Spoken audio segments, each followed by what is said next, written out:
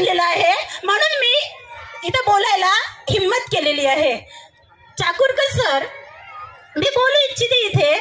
Shinde sir देवरीला आले होते. मी direct पॉइंटवर येते. जर आपण या सत्ताधिकाऱ्यांच्या विरोधात बोललो तर आपल्याला अटक करतात, बरोबर आहे. आपण त्यांच्या विरोधात जर एक पाऊल उचललं तर पोलिसांची फौज आपल्याला अटक करायला येते. पण त्यांनी जर आपला विश्वासघात केला तर आपण कोणाला अटक करायचा? त्यांनी आपल्या विश्वासाची खेळ खेळलेला आहे. आपल्या दारापर्यंत भीक मागायला ते आले होते, आपण नाही आलो होतो. आम्ही आमचा हक्क मागायला आलो. आणि जर एखाद्याला जर त्यांनी आपल्या विरोधामध्ये जर हात लावायला केला तर आम्ही त्यांचे हात कापून टाकू, एवढी आमच्या ताकद होती. सर्वात जास्त योजना आणणारे म्हणे शिंदे सरकार. ऐकलं होतं देवरीमध्ये? काय करायचं त्या योजनांचं?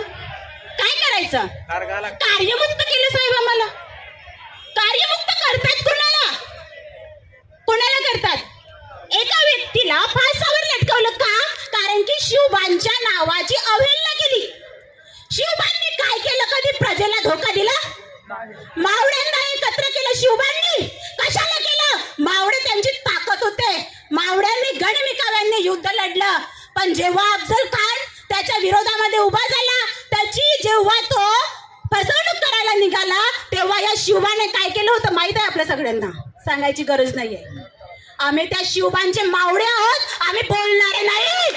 आम्ही करून दाखवले 6 महिने. साहेब, तुम्हाला जर माझ्या या 4.5 वर्षाच्या मायेचा आवाज येत असेल ना, तर मी म्हणते खरे शिवभक्त असा तर मैदानात या आणि कशाला बसता तिथं? आम्ही तुम्हाला बसवलं. आमच्या मतामुळे तुम्ही तिथं बसले साहेब. आम्ही नाही. आम्ही तुमचे लाडके बहीण भाऊ नाही. आम्ही तुमच्या कोणी मुली आहोत. जर तुमच्या मुलींचा संसार उद्ध्वस्त झालं असतं तर तुम्ही पक्की फौज घेऊन त्या जावयाच्या घरी गेले असते साहेब. आज तुमचे किती लोक, किती लेकरं रडत आहेत. त्यांचे अश्रू पुसायला, बघायला तुम्ही त्या दालनातून बाहेर आलेत का? नाही ना. ती खुर्ची कोणी दिली तुम्हाला? तुम्ही दिलीत का? तुम्ही दिलीत का? तुम्ही दिलीत का? मग ते आता खुर्ची आम्ही जर देऊ शकतो ना तर ते घेऊ सुद्धा शकतो, कळलं का? त्यानंतर शिवबांनी प्रजेसोबत कधीच धोकेबाजी केली नाही. तुम्ही केलीच शिंदे साहेब. मी माझा आवाज जर शिंदे साहेबांना पोहोचत असेल आणि यासाठी जर मला जेलमध्ये जायची गरज पडली तर मी एकटी जाईल. माझ्यासोबत कोणी नको. माझ्यासोबत माझा येशू बाप आहे. तो जसा म्हणतो की मी शिवबाचा वाघ आहे, तशी मी येशूची बेटी आहे. आणि मी कोणाच्या बापाला भीत नाही. मी खरं सांगते, मी कोणाच्या बापाला भीत नाही. आणि मी इथं कोणत्या, माफ कराल मला सगळे, मी मनुष्यांवर विश्वास ठेवत नाही. कारण मनुष्य प्राणी हा नेहमी धोके देणारा असतो. तो कधी बदलेल हे सांगता येत नाही. एक बायबलमध्ये खूप सुंदर कहावत आहे, जो मनुष्य पर विश्वास करेगा उसका सत्यानाश होगा, लेकिन जो यहोवा पर विश्वास करेगा वो हमेशा जय पाएगा. इसलिए हमें किसी पर विश्वास नहीं करना है. हमें अपने बाप पर जो ऊपर से हमको देख रहा है, ये हमारे यहाँ पे अब उन्होंने फरिश्ते भेजे हैं. ये बिना ऐसे नहीं है, इनके दिल में आग लगाई है उसने, इसलिए यहाँ पे आए. म्हणून हे इथं बसलेत आमचे भाऊ बनून. यांना काही गरज नाही आहे आपल्या घरी. हे होळी करतात, सर्व सण साजरे करतात. यांना काय गरज आहे? खरी गरज होती शिंदे सरकार, फडणवीस सरकार साहेबांना इथं यायची.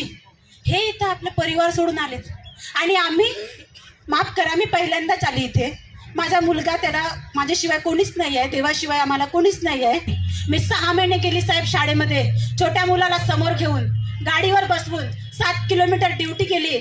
उन्हाळा असो, पावसाळा असो, हिवाळा असो. आणि जेव्हा तिथून आलोत ना, आमचे मुलं रडले.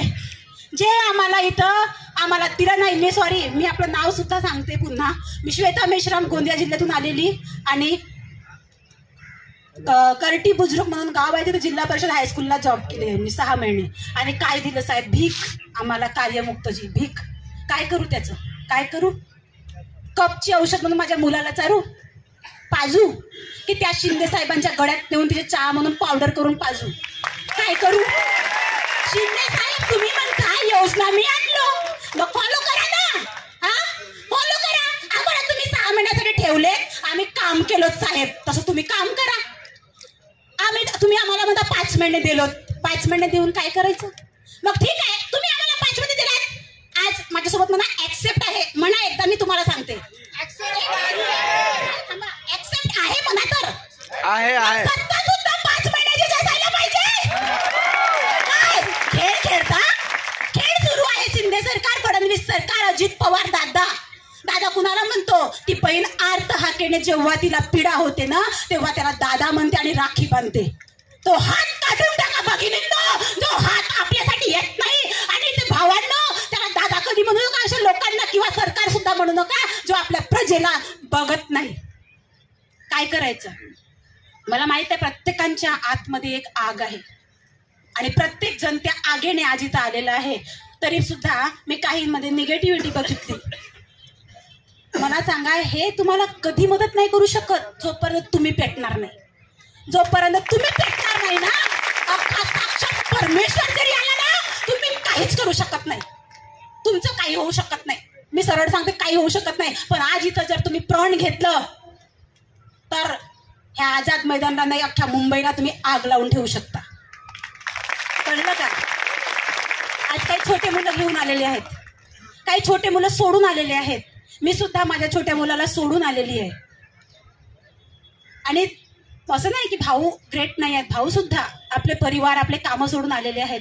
मग एवढं आपण जे जीवाभावाने तडमड करून इथपर्यंत आलेलो आहोत ना भावांनो, बहिणींनो, खरंच याचं चीज करा. आणि ज्या दूताला तुमच्यासमोर पाठवलेलं आहे देवाने, त्या दूताला एकजुटीनं, एक मतानं पाठिंबा द्या.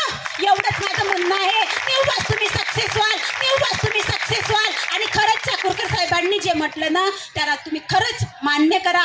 आणि याच्यानंतर तुम्ही इथं शांतीनं 6 वाजेपर्यंत बसाल, एवढीच रिक्वेस्ट करते आणि आपल्या शब्दांना विराम देते. धन्यवाद.